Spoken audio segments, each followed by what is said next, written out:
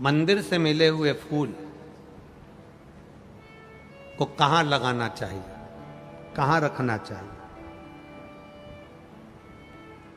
मंदिर से कोई पंडित जी आपको फूल दे देता है, उस फूल को सबसे पहले कहां लगाना चाहिए, कहां रखना चाहिए?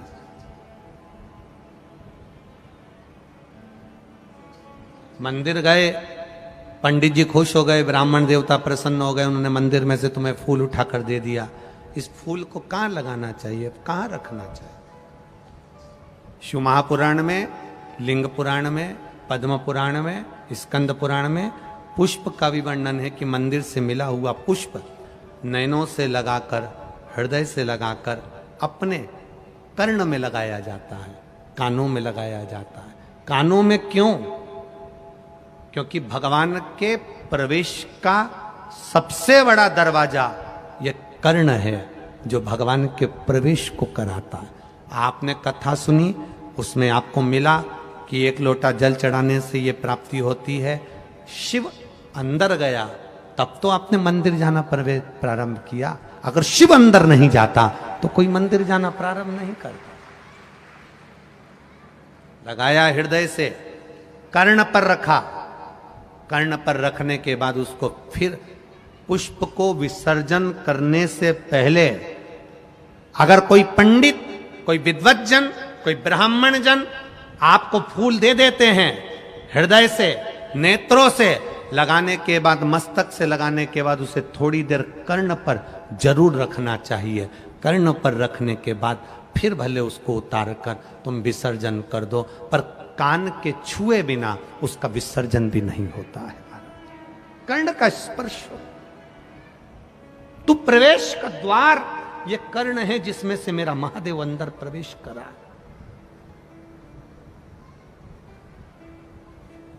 प्रवेश। श्रीमद् भागवत में गोकर्ण की कथा आती है, सुनिए कि नहीं सुनी? गोकर्ण की कथा आती है श्रीमद् भागवत में। गोकर्ण और जाने दो, शिव महापुराण में भगवान शंकर के बहुला गाय के पेट में प्रवेश करने की कथा आती है कान के द्वारा।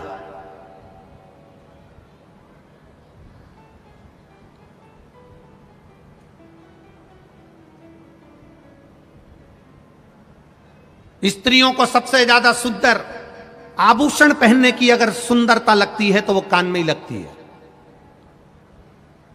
कभी तुमने सुना 16 संस्कार में एक संस्कार है कर्ण छेदन संस्कार? कौन सा? कर्ण छेदन। कान को छेदा जाता है। क्यों छेदा जाता है? किस लिए? क्या जरूरत पड़ गई इस कानों को छेदने की? क्या जरूरत पड़ गई इन कानों में पिन लगाने की? क्या जरूरत पड़ गई इन कानों को छेद करने की? एक लड़की की शादी करने से पहले उसके कानों को छेद दिया जाता है। बाल्यावस्था में कन्या को, बेटी को कानों में छेद दिया जाता है। कानों में छेद।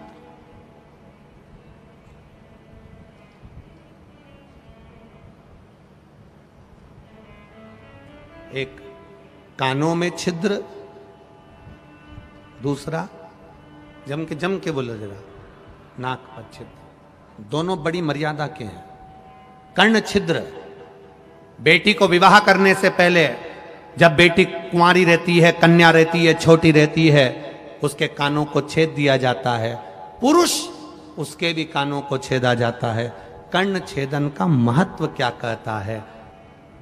अच्छा मिले उसको अंदर उतार लो। कोई अगर तुम्हारी बुराई कर दे, अपशब्द कह दे, तो कानों में जो छेद हैं, ये 2 छेदों का महत्व बड़ा प्रबल है। एक छेद अच्छाई को लेने के लिए है, दूसरा छेद जिसमें कुंडल डाले हैं, ये छेद जब कोई बुरा बोले तो उस छेद में से बाहर निकालने के लिए है, ये अंदर प्रवेश के लिए नहीं। कानों के 2 छेद, एक जो तुमने कान छेदन करा है, कुंडल पहने हो, उससे अपनी बुराई को, अपने को कोई अपशब्द कह दे, ताना दे दे, गाली दे दे, आड़ा टेढ़ा कह दे, अपशब्द कह दे, तुम्हारी निंदा कर दे, बुराई कर दे, अपशब्द कहे। हमने पहले भी कथा में बीरगंज की कथा नेपाल से कहा था, भगवान से प्रार्थना करते समय एक प्रार्थना ये भी करना कि मुझे अपनी बुराई सुनने की सहनशीलता देना।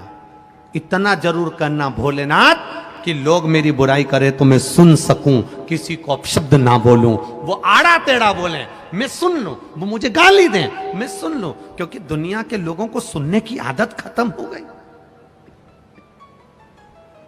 एक बहू आती है तो वो कह देती है हम किसी की नहीं सुनेंगे। सास है तो वो भी कह देती है तू कल की आई मैं तेरी सुनूंगी। बाप बेटे से कह देता है मैं तेरा बाप हूं, मैं किसी की नहीं सुनूंगा। बेटा कह देता है मैं भी किसी की नहीं सुनूंगा। पड़ोसी कह देते हैं लड़ाई में हम किसी की नहीं सुनेंगे। रिश्तेदार कह देते हैं हमसे मुंह मत मिलाना, हम किसी की नहीं सुनेंगे। तो सुनेगा कौन? सियोर वाला महाराज। तुम नहीं सुनोगे, सुनेगा कौन? सास के मैं नहीं सुनो, बहू के मैं नहीं सुनो, बच्चे के मैं नहीं सुनो, बाप के मैं नहीं सुनो, परिवार वाले के मैं नहीं सुनो, तो सुनेगा कौन? और यहां शिव महापुराण की कथा कर रही है सुनने की आदत डालो। अब क्या करोगे? अब करोगे क्या? तुम ये विचार करो, होगा क्या? ये तो उसी में का हाल हो गया जैसे एक पति पत्नी का आपस में झगड़ा हो गया, और झगड़ा भी इस बात पे हुआ कि घर में इतने मेहमान आते रहते हैं, तू मेरा बजट बिगाड़ देती है, पूरा खर्चा लगा देती है, पूरा पैसा बर्बाद करने में लगी है। पत्नी चिल्ला के दौड़ी सिर पे पल्लू लेकर, मेरे मेहमान थोड़ी ना आ रहे, सब तुम्हारे आते हैं, इतना तक खा के जाते हैं, कभी तुम्हारे पिताजी के, कभी तुम्हारी माँ के, कभी तुम्हारे भाई के, इतने मेहमान आ रहे, जब देखो जब मुझसे झगड़ा करते रहते हो। पति बोला मेरा बजट बिगड़ रहा है, 20-25 हजार रुपए तो इन मेहमानों के चक्कर में खत्म हो जाते हैं। अब दोनों लड़ रहे थे, इतनी देर में एक मेहमान सूटकेस लेकर फिर आ गया। जो मेहमान दरवाजे पर आया, पति ने पत्नी से कहा सामने से मेहमान आ रहा है, अपन दोनों झगड़ा जम के करेंगे, मैं तुझे मारूंगा तू रोना। मेहमान भग जाएगा। अब इसने पत्नी को मारना चालू करा और पत्नी ने रोना चालू करा। मेहमान ने देखा ये अभी से तो झगड़ रहे हैं और मैं अंदर जाऊंगा तो क्या मतलब। मेहमान वापिस चला गया। मेहमान दरवाजे से वापिस गया। बाहर जाकर मेहमान ने सोचा हो सकता है थोड़ी देर बाद झगड़ा बंद हो जाए। फिल्म का एक एपिसोड तो देखा है, दूसरा भी देख ही लूं। तो वो पीछे के दरवाजे से अंदर आ गया। पति पत्नी से बोला मैंने तुझे मारा ही नहीं। पत्नी बोली मैं भी रोई नहीं। मेहमान पीछे से बोला मैं गया ही नहीं।